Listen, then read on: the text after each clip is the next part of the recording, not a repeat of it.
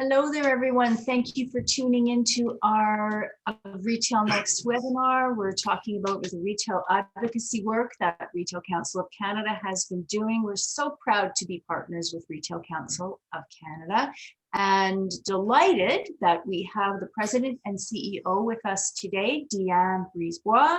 She is going to talk with Janelle LeBlanc, our own President of AFA Canada. And they're just going to take us through what's happening out there. So I'm going to fade off here and leave it to the ladies. Thanks, Michelle. Diane, first and foremost, thank you so much for making the time to join us today. I know that you've been, you and your team have been quite busy these days, especially amidst the pandemic, and possibly the relevancy and importance of the work that the Retail Council of Canada is doing for our industry has really come to the forefront and been heightened these days. So thank you for making the time to join us today. Diane, I think everyone is looking for, I guess, a crystal ball and trying to figure out what is to be expected. Of course, there's a number of different things that support being offered from the government, but we'd like to maybe start with getting some perspective into what's happening right now at retail and what the RCC has been able to see. So thank you, Janelle, and thanks for inviting me. So as you and I chatted, we put a few slides together to try to give an overview of what we've been through, the impact it's had on your members, as well as what we see happening in 2021. And so obviously, I'm encouraging you to jump in, interject, because you know the members better than I do in regards to some areas that I may not be covering as much as you'd like me to cover. So I'll be happy to do that. But if you agree, I'll just start with some of the slides, and I'll also apologize to everybody who's joined, because you'll see me with a mint in my mouth. I was telling Janelle that I've been dealing with losing my voice on an ongoing basis since the second wave started. I think it's just my vocal cords have said enough is enough. Right. And so my apologies in advance. So why don't we begin? I'm sure this is interview number 10,298 for you. So yeah, no need to apologize. No problem. So, and I see that there's a small group of participants, which is great. So I hope that they'll feel comfortable in posting some questions. We may have more time to have a conversation. Oddly enough, I like smaller groups because I think we can exchange a bit more. And obviously, you being members of Retail Council, we're here to serve you and your members and to advocate on behalf of the retail sector. So let me begin by showing you a slide and also thanking our senior retail advisor at Retail Council Canada, Michael LeBlanc, who does amazing research for us and has been able to help with this presentation. But let me go to the next slide. I think everybody might remember that a couple of years ago, we couldn't get away from newspapers and TV talking about, retail Armageddon, because it was evolving and changing. This is pre-pandemic. Who would have thought, as all of us were laughing at this, that this would in fact be the reality today? I mean, it's a bit extreme, but I think a lot of retailers are feeling like it is Armageddon. So one of the questions we're asked often is, what is retail going to look like? What's changed the most? And I think it's important for everybody to understand that retail isn't dead, be it brick and mortar or online or omni-channel. But there is one question, one thing that we can be sure of is boring retail is. And so the focus going forward is about maybe making it experiential, regardless of your touch points with your customers. Now, there are different ways of serving customers, and we look at these four axes. You are or value, convenience, or your luxury. There'll be very little in the middle. You are providing experience or efficiency. Those, we believe, or will be the key segments going forward in retail. So value, convenience versus luxury, experience versus efficiency. And I think that's probably speaks, if I may, Diane, I think that probably speaks to anything that may not be offered through online e-commerce shopping. I think that as the return, or as we adjust to our new normal, a big part of that will be the experience in store, and what factor, how does the retailer identify to either one of those four quadrants, correct? yeah, well, in fact, the two of them, your or value and convenience, or your luxury. Now, saying that, Janelle, luxury can be defined in many different ways. Luxury does not just mean a Louis Vuitton bag. Luxury is mostly a discretionary spend that is not considered a necessary item. Okay. So you have to look at that now. You talked about brick and mortar, but I am going to talk about e-commerce, and that's how that's changing the face of retail. This slide is really to bring home the importance of investment in technology, regardless if you're small or large. These are obviously at larger scales, but this is what's happening behind the scene with a lot of retailers, a lot of experimenting, a lot of being, the first to test. And so both for online experiences and in store, we're going to see more and more technology, be it artificial intelligence, augmented reality, bots, or whatever. And so we're all often obviously asked, what are the ongoing impacts of COVID-19? And obviously it obviously depends on what you're selling, your format, where you're located. But there's actually no question that you've or been hit it's been like a shock wave or a sledgehammer. Um, the changes in our lives to adapt to COVID have created a huge disruption in retail. And from where we live, um, how we interact. Our lifestyles as well, right? Yeah, exactly. And so I think one of the things that is going to continue shaping retail is the pace of the vaccine and how many people will be working from home permanently versus the number of people who may be working in offices, be it downtown or suburban areas or the likes. So that there's no question. There is, and we're seeing this, the rise of the outdoor economy for those in apparel and footwear, especially those specializing in leisure and sportswear. They have seen better days than those who would fall in the traditional apparel and footwear. So the winners, and they will continue to be winners throughout 2021, are grocery, home improvement, gardening, furniture, all of those categories that don't surprise any of us because many of us have been living and working from home. So we know our shopping habits. Those who will continue to be challenged are obviously in food services, specifically restaurants, apparel and footwear, and travel and tourism. Those are the sectors that we're keeping a very, very close eye on. And I think these slides or these charts give you a sense of why. I mean, for a lot of retailers, they're not only affected by just the pandemic, but the fact that people have moved from one area to the other. You just look, interestingly enough, at the Toronto subway and the traffic over like a 7-month period. And so imagine all the retailers that rely not just on the subway, but the traffic that comes in and out of the subway, the underground paths across the country. All those retailers have been even more affected, and many of them fall in the food services and in the fashion sector. So it is and will continue to be challenging.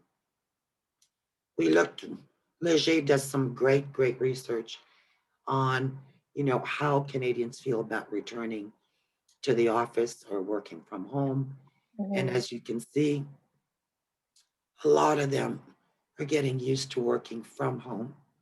So we believe that that will again shape the way we build our store, design our stores.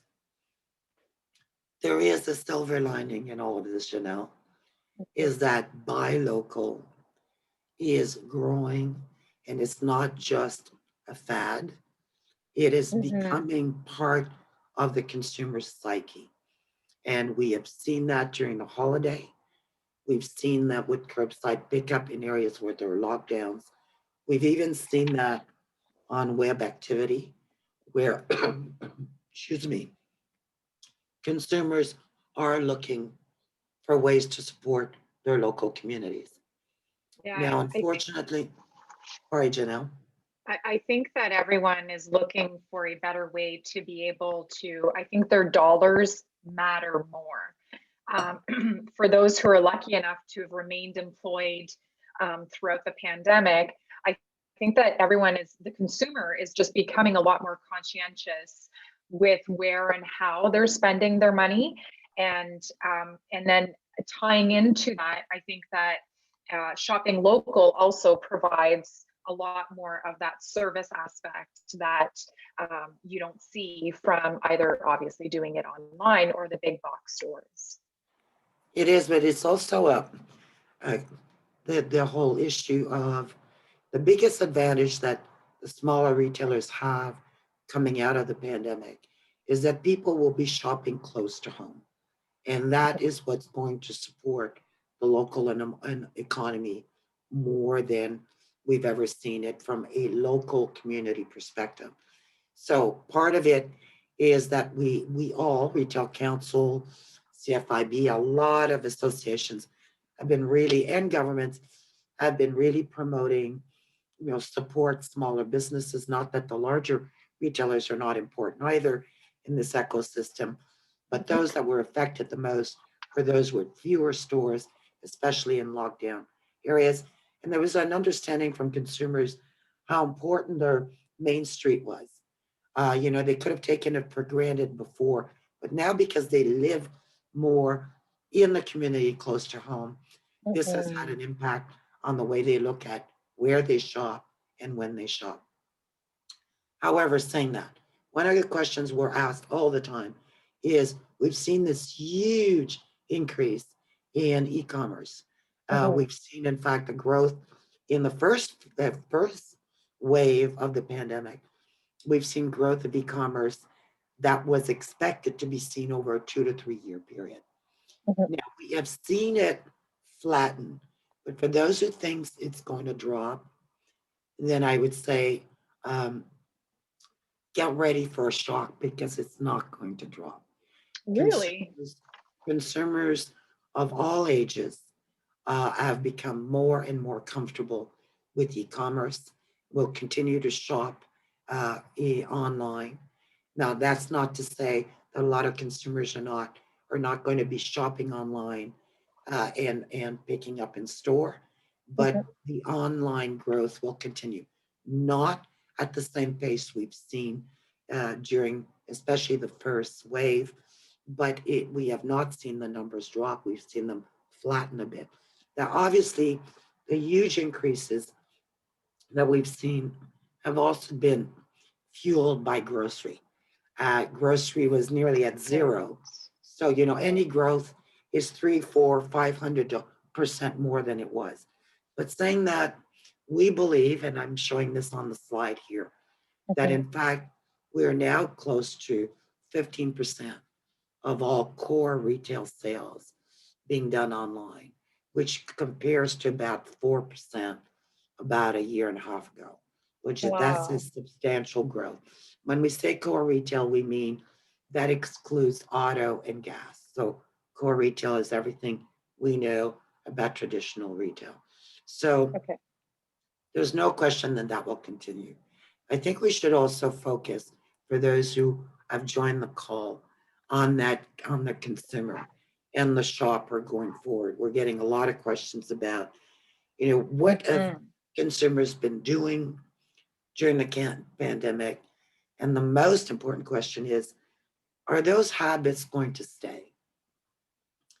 And most experts are saying that a large amount of their behavior will be staying. And so Okay. to ignore how they are shopping, how they're living, where they're shopping, how much they're spending, currently assuming that that's going to change completely is a mistake. There's a lot to learn. The big challenge for those who've joined the call and retailers in general is that there's no playbook. So really it's about looking at what they're doing right now and Okay. seeing if that is a habit that they are um, embracing. And we're seeing it in the way consumers have been changing their preferences, their shopping preferences. And there's lots to learn there from that for retailers. You see it here with activewear. You know, we're talking about consumers are a lot more savvy. They're using their mobile devices, their desktops to do a lot of research, and they are looking at retailers that can deliver on the things that they feel are important. We're looking here at 57% of the people surveyed who said they plan to change where they would shop in this category. The channel shift is most prevalent towards in-store general retailers, which is good, but one to watch very carefully, thrift secondhand stores. We've Okay. seen a huge increase. We don't believe that's going to take over all of apparel and certainly not footwear, but it's one that has, as the slide shows, has shown an enormous amount of increase. And that is because consumers are a lot more conscious about how much they're spending, but also about the whole issue of, do I need something new? Can I reuse?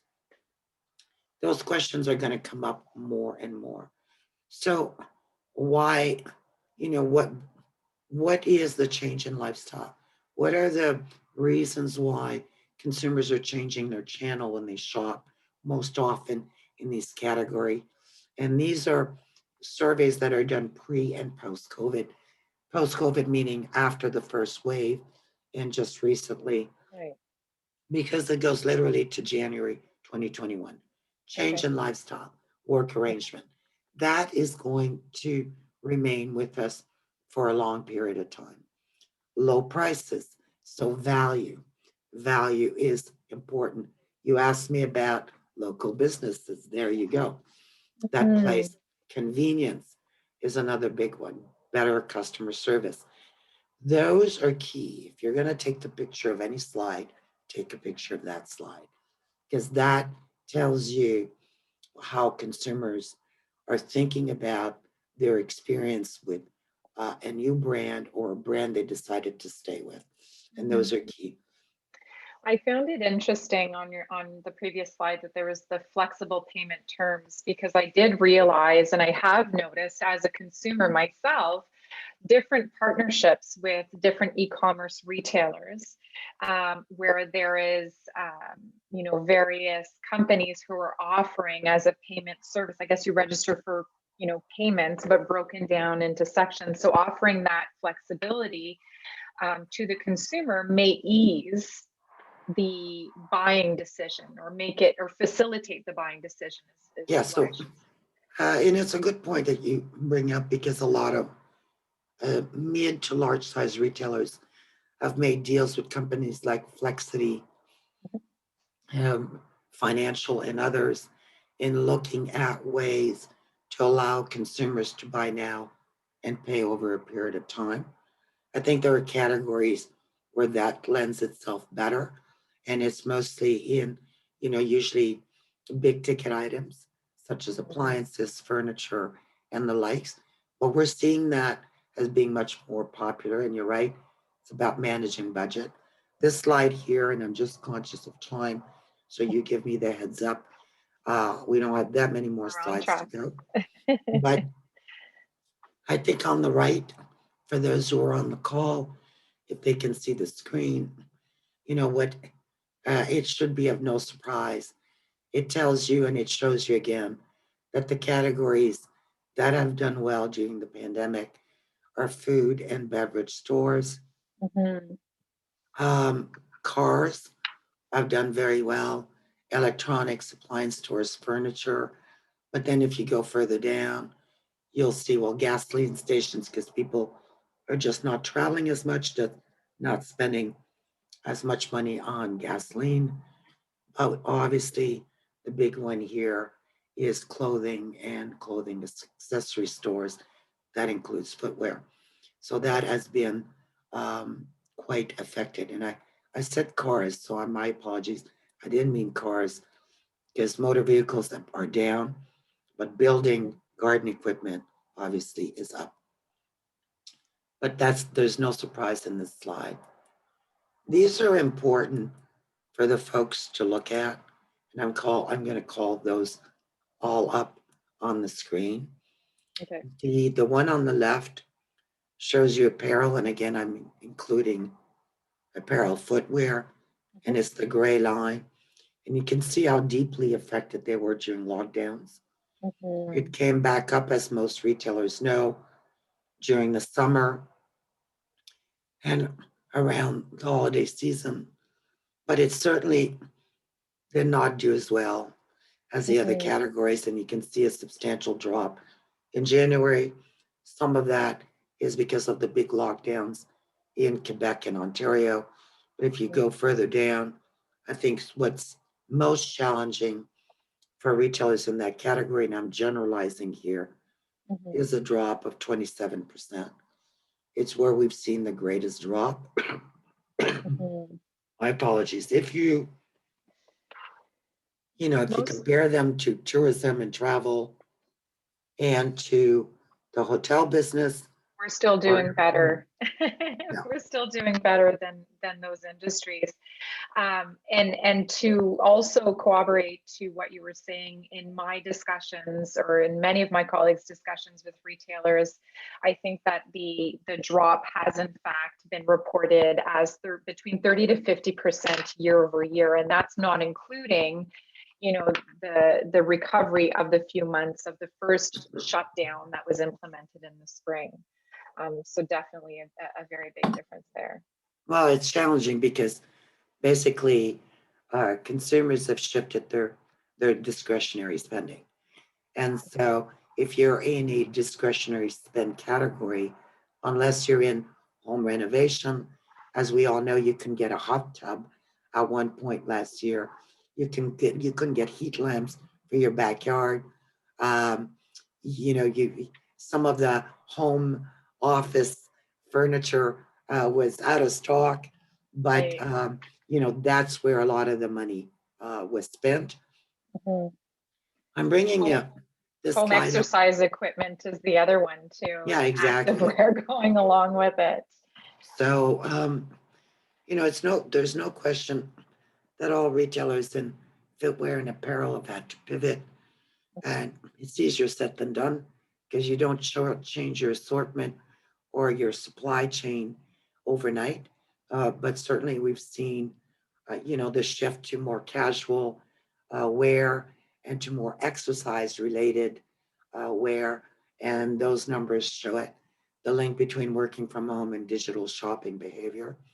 So obviously, as people stay more and more at home, chances are that they will be embracing online and digital shopping more than if we see them returning to offices. So the good news is, let me go to the next few slides here. Whoops, sorry, I'm moving this a bit too fast.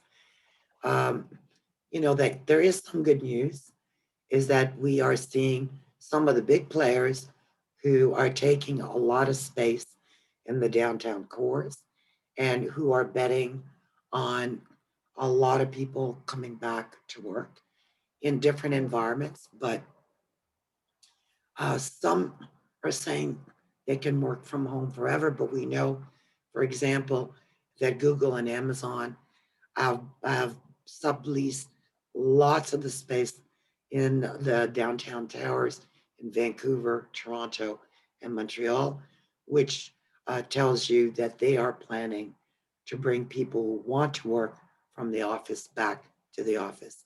So cities will continue to be very important, but we also believe that there will be a lot of changes in those towers with mixed use. So we expect to see towers becoming condos as well as workspaces, as well as retail, as well as gyms and the like. So multi-purpose, which is A what we lot of believe. offices are now also converting to flex workspaces where you don't have an assigned office per se, but occupying a smaller space, but yet that's shared with a number of employees. So rotating the staff where part of your employees are on hand at the office for a particular, 2 days a week or 3 days a week, and rotating like that. Yeah, I think that will change too, Janelle, to be honest with Yeah. you. This whole idea of open space is in fact of great concern from a health and safety perspective. In fact, Good some point. of the retailers are not the retailers, but the big renters are looking at more enclosed space for individual workers. So it'll be interesting to see how that is done. I wanted to, you know, also share um, some really, really cool concepts that I encourage those who have dialed in to have a look at. One of them is this retailer that I had an opportunity to visit in New York in just before the pandemic. And they have done amazing things to pivot and to create that incredible experience for their customers. So I just wanted to encourage you to visit their website and to look at their live webcasts, because those are great examples of things that you can emulate within your own category. The other thing is I'm always encouraging retailers to look outside their own categories. We have a bad habit of just kind of looking at what the competition is doing versus looking at what other players are doing to pivot and adapt, because there are some great ideas that come out of those. Amsterdam Brewery is another perfect example of how they've modified their fleet, how they're doing direct to consumer, which is a big, big trend for many regional brands as well as global brands. And that's an important thing to watch. There's a lot of stuff you can learn from that. The other one that's really cool is, it's like from illicit to essential in 18 months. Red Who cannabis. would have known? Yeah, realizing that not all the folks on this call may be in Toronto, but they do have a website. But when we are able to travel and move around, I would definitely encourage you to look at them. They took a concept that, in fact, felt illicit, was sterile, boring, highly regulated. And as you can see on the screen, I've turned it into a really great experience. And you can argue that that's a commodity. And yet what they did with what could have been perceived as a commodity, they turned it into somewhat of a luxurious experience. And that's the point. Lots of folks are asking, what the hell is going to happen in 2021? Is a great quote. There are known knowns. There are also known unknowns. There are also unknown unknowns. Things we don't know, we don't know. So there you go. So let's talk about what we do know and what we don't know. Yeah. We know we don't fully understand what consumer behaviors temporarily adjusting to the pandemic and if those are going to have long lasting impacts. The challenge here is that we've all been told as retailers and wholesalers, data analytics, look at the past and how consumers behave, learn from that, adjust your marketing strategy. That's a dying asset. That literally is a dying asset. This is something you need to now pay attention to on a daily basis. Anything that's old is truly old. It's irrelevant. And that's where you need to build that new playbook.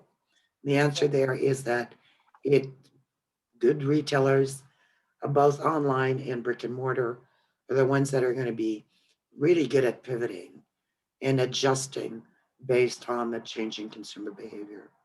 Mhm. Uh, so being nimble is going to be extremely important. Expect consumers to continue to destination shop, not browse in retail stores. And browsing more and more will be done on social media.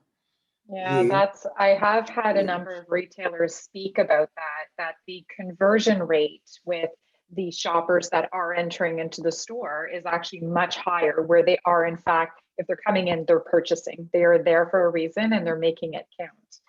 yeah, So that, so that will be the challenge, understanding that people will be conscious of health and safety for many, many years to come, regardless of the vaccine, is that they are going to be looking at a different experience in the store. They'll be conscious of their environment and they won't be doing as much browsing as they used to. So, uh, having, thinking about that in the design of stores, in your assortment complement, in your marketing, and the way you communicate with consumers will be big. I And think what's key here, Diane, if I may, is making or giving huge amplitude to browsing being done on social media. Um, Even more so than ever, social media will be even more important to be able to do the pre-shopping and the investigative work that you would normally do browsing. So well, I'll go those, further. Janelle, I'll say that consumers now are looking at Instagram, for example, as the way they participate in a community. And you, as a retailer, can choose to be that community. So it is even more than just looking for products. It's being part of a community, feeling attached to the brand, to what you represent and who you are. And for retailers ignoring that, they're literally going to miss the boat, so to speak. Now, we are expecting some shifting of discretionary spending from products to services as we get out of that pandemic, because there's a huge pent up demand. There is a pent up demand for apparel and footwear, but huge pent up demand for the need to travel, to the need to move around. And so the service sector will end the need to go to restaurants. So watch that very carefully but as you can. surely those will have an impact on buying behaviors. Surely the consumer who's looking, and this is what I'm finding from all the information that we have floating around out there, surely the consumer who has been stuck at home, and it's become even more so important for people who are working from home, they want to get out, they want to travel. So their buying behaviors from an apparel and footwear standpoint will surely shift to adapt to that. And where it'll be really interesting to see. And it's going back to the slide that you said, it's the known unknowns and the unknown unknowns and what have you. I personally, or I'm hopeful for a prediction of, a little bit more heightened consumption from an apparel and footwear standpoint, where Oh, we might see that there, shift. there will be a shift, but it will not be the same. You'll see a pent up demand. But if anyone on this call thinks the consumers are going to shop for clothing and for footwear the way they did pre-pandemic because now they feel safe, they are wrong. We are seeing a huge shift, Janelle, in what people believe is important in their lives. This is the big, big shift post-pandemic. So we need to be very watchful and careful with that.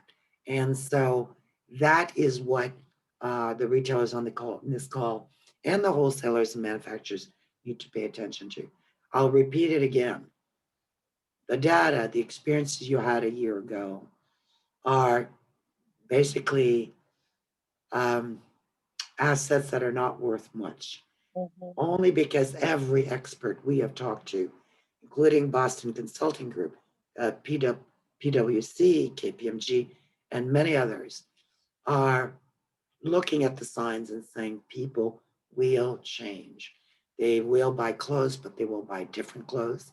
They will buy it for different reason. They will travel differently, which is why it's going to be so important to really stay close to people's behavior as we slowly get out of that pandemic, because it may not mirror what they were doing prior.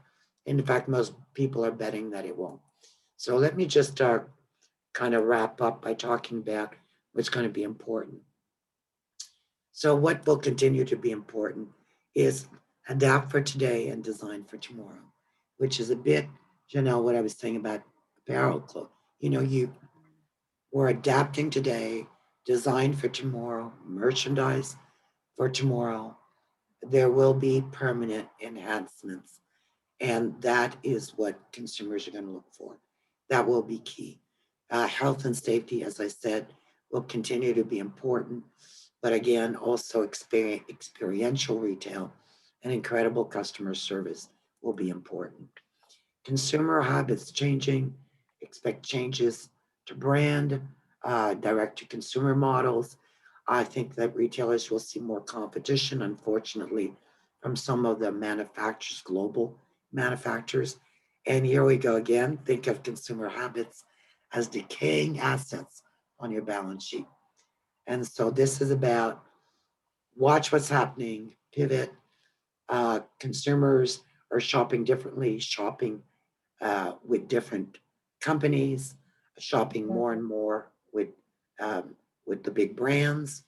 And so that is going to be extremely important for the survival of retailers. The very good news is throughout the pandemic, both the first wave and the second wave, we've seen that uh, both retailers love this, but also consumers love this. It's buy online, pick up in store in areas, obviously, where there's or curbside pickup or where the stores were allowed to be open, even at capacity. But we do believe that that will continue to be important for some of the formats and also depending on your location. And so keep an eye on that. Online grocery will see the most dramatic and sustained growth and will train a generation of shoppers. So, I'm going back to what I said. Don't just watch consumer behavior in your category and with your competitors. Watch them in areas where there's been huge growth and where those retailers are leading the way. And so watch grocery, watch what they're doing, how they're marketing, how they're designing their stores, what they're doing online. That is key. There are lots of lessons to be learned there, and a wealth of information. The other thing that's a great opportunity for small, mid, and large retailers is to really looking at embracing sustainability in all the surveys we've done, all the polling that's been done for us. This is something that's coming not just from the younger generation, but also the older generation. And so a lot of retailers have made investments in the past, be it community sustainability initiatives, and felt like, I wonder, don't throw those away. Those are not sunk costs. Those are great investments. So pay attention to those. Be engaged in your community. Be present. Connect with what means a lot to your consumers. Be authentic. Be transparent. Those are all things that are going to be very important. And so I'm going to close with this. I love this slide. For those of you on the call, I think you'll relate to this. When people talk about strategic planning, I even say that to the staff and to our board of directors. Yeah, this could happen.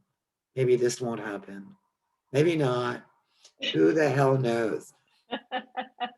So, will life return to normal in 2021? Yes, but mostly no. Think of it like a 6-month mulligan, really. And then what will the economic outlook be? Expect a K recovery. On the one hand, lower household debt.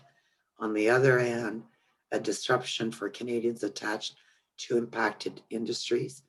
And we haven't seen those numbers yet. And so while everyone thinks there's a pent up demand, And once we have the vaccine, everything's going to go back to normal.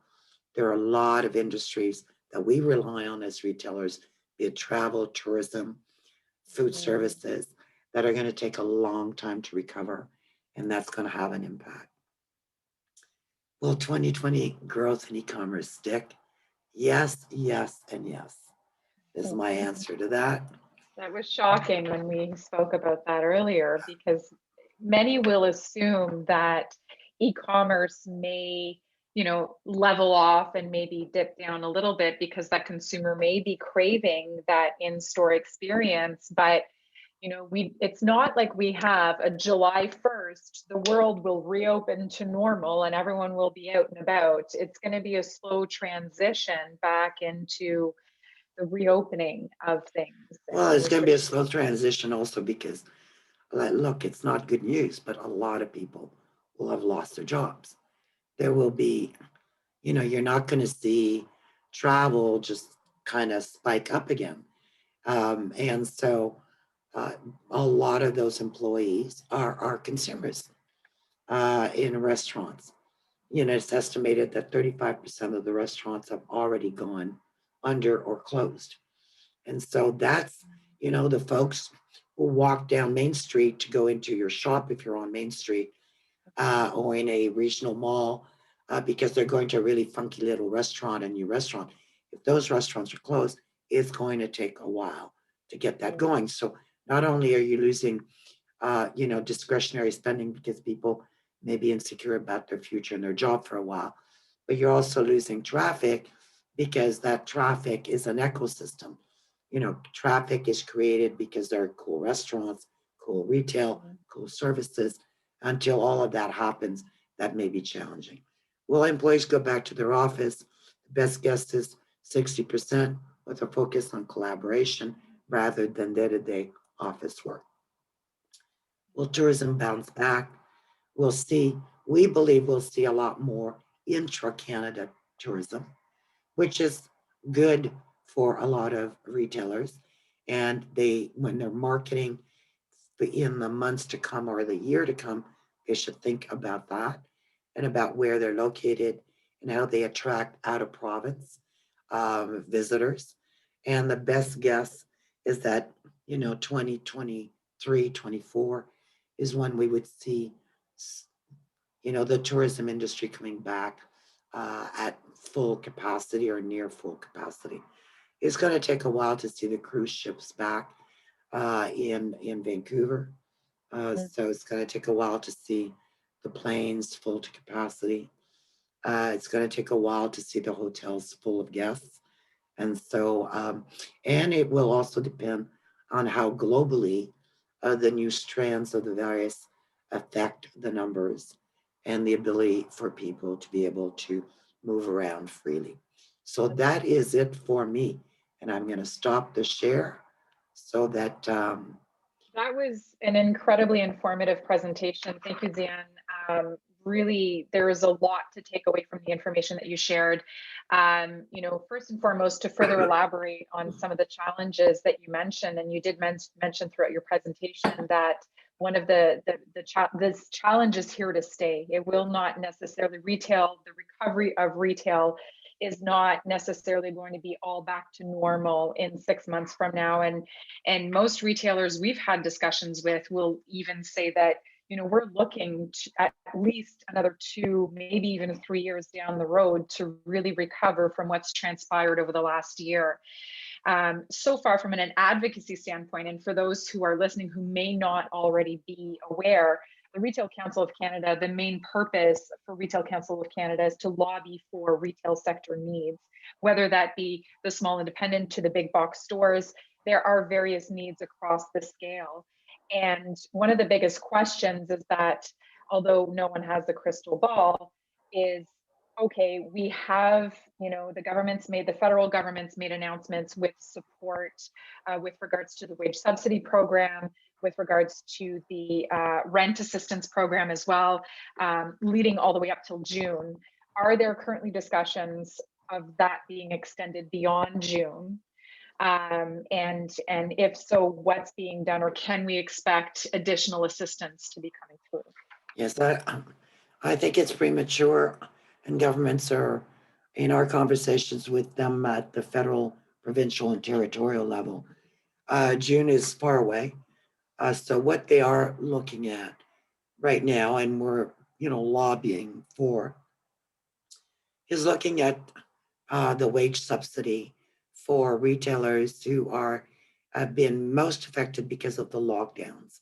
So, if we look at Quebec and Ontario, but especially Ontario because it's been longer, but Quebec as well, Manitoba for a period of time. Us, the way the program works and the way you qualify and the percentage of subsidy you get is based on, kind of a scale of losses compared to previous months. And so what we're trying to do is get them to put special provisions in order to bring that scale up for those months where retailers were forced to close. And so, because the problem, Janelle, is the way you compare previous um, performance versus current performance. And for those Mhm. that may have a chain of stores, you may have been performing well in the previous months in BC, in Atlantic Mhm. Canada. And so it's a bit wacky. Now it's complex. They don't know how they're going to do it. But we're talking with them about that. I don't think we're going to see any changes to the rent subsidy program. We are seeing, though, and pushing really hard for the provinces to step up because provinces have been pretty slow at providing really, really good grant programs or subsidy programs. They've relied heavily on the federal government. Mhm. And so we saw Quebec today announce a subsidy for those most affected by lockdowns and extending that subsidy. We'll have more information on our website about that. Ontario's provided up to a $20,000 grant for small to mid-sized businesses.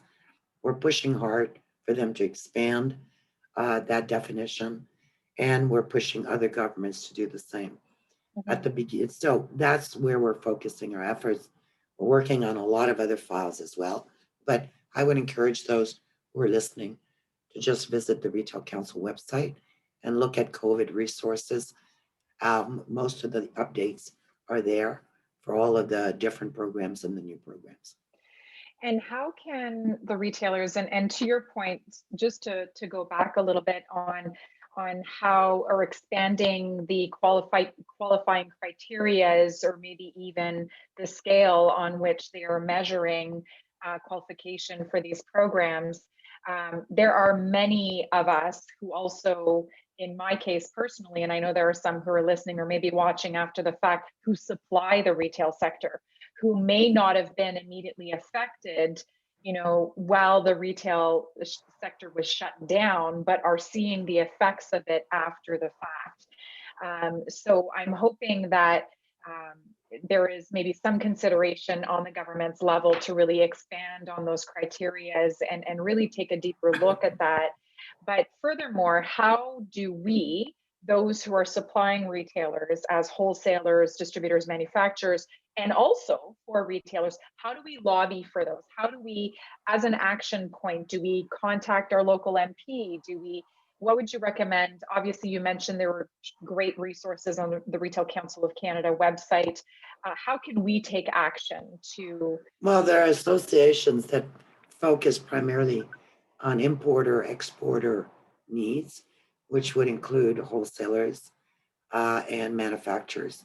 And they've been doing a lot of lobbying. There are federal programs for the supplier community. There are special forgivable loans. There are loans with very, very long payment options and very low um, uh, interest rates. And those can be found on our website as well, but on the Government of Canada website. But I think it's a question of finding the group that mirrors your needs, is in your category, and to lobby. It's always good to lobby as a group. It's more effective, and that's what I would suggest. I mean, Janelle, I can't really give you much more information here because we're focused on retail. So, Right.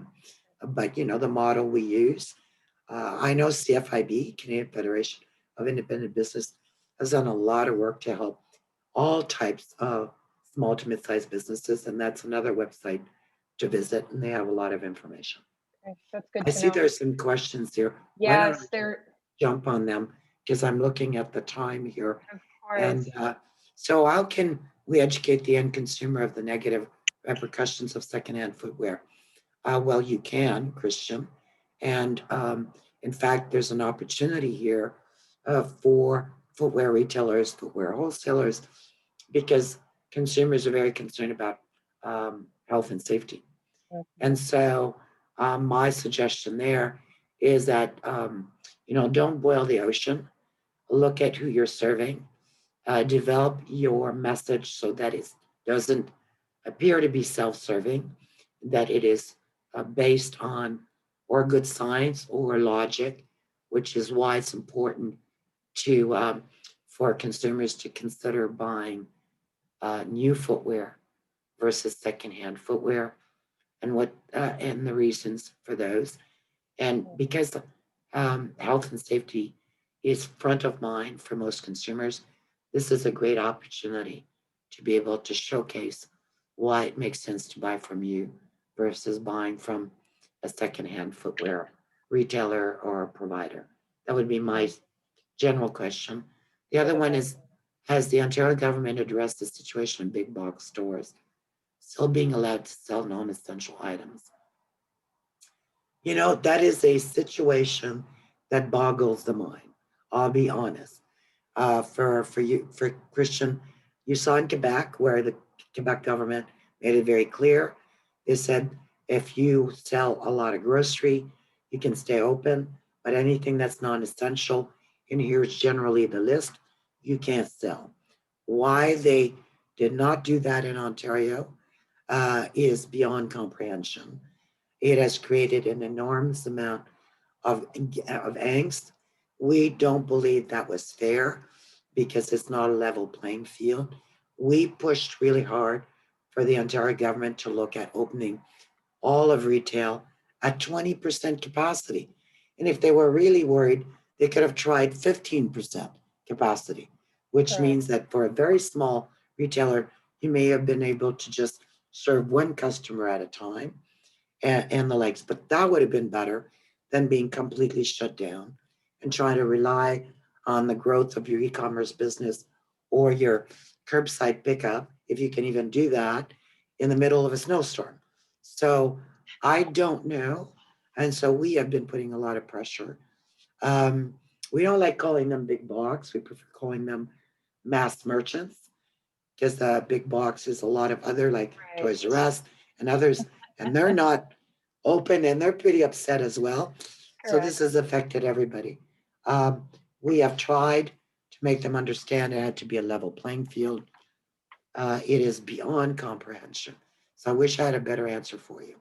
And that's it for me, Janelle. Thank you, Diane. If I may just dive into one more topic before I'm again being mindful of time, as you say, um, is really there's a couple of struggles that have emerged, and one of the mentions that a lot of retailers are complaining about is also in cooperation with some of the, I guess, personal financial support with the CERB program that the government has been offering. This has also made it very challenging from a staffing standpoint.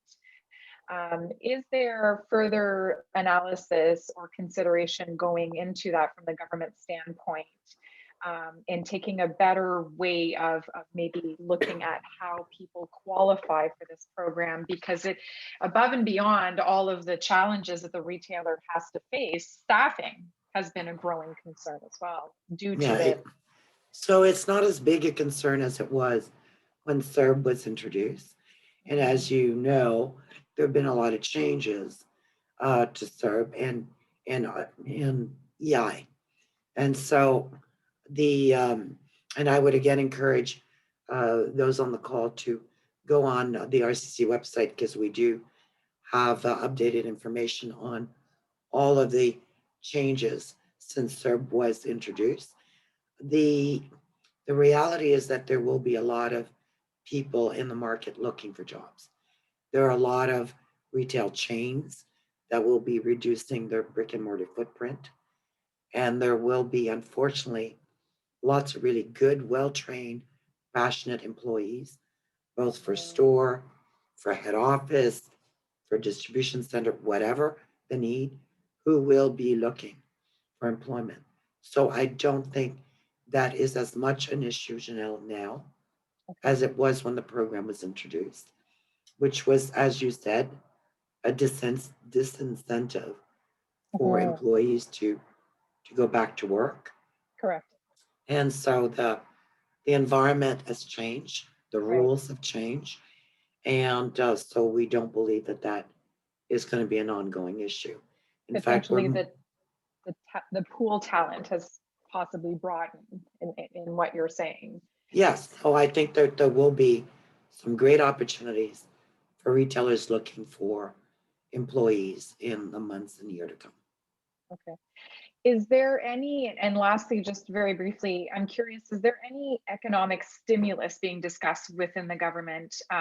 So beyond the financial support that's being dished out through the wage subsidy program or the, I guess, grants through the provincial government, is there any discussion of programs being set into place to stimulate the economy, to maybe enhance or improve consumer? So, as you may know, we're in the midst of pre-budget submissions and pre-budget consultation. So let me suggest that we will have a much better sense of the kind of economic recovery, economic stimulus programs that the government may introduce and embrace.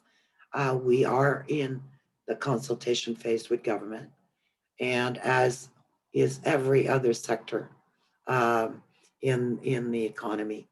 And so we will get a much better sense of the longer range plan for economic recovery and economic stimulus. So once the budget is presented, it will be very clear where the focus will be, but it will be on getting people back to work, industries and sectors back on their feet. There will be also, I suspect, a focus on more surgical focus on those industries that have been nearly totally devastated, such as travel, tourism, and restaurants. And there will be probably a lot of focus on innovation and investments. Certainly, since there's been a lot of conversation around why aren't we producing our own vaccine? What's happened to all those investments? I think that will be part of the conversation, but we'll know best in the coming month. Great. Thank you so much, Diane, to you and your team at the Retail Council of Canada. On behalf of our entire industry and our membership and our association, your team has worked relentlessly for our benefit, and thank you. And to everyone listening, I would encourage you to have a look at the Retail Council of Canada website. There is a tremendous amount of resources.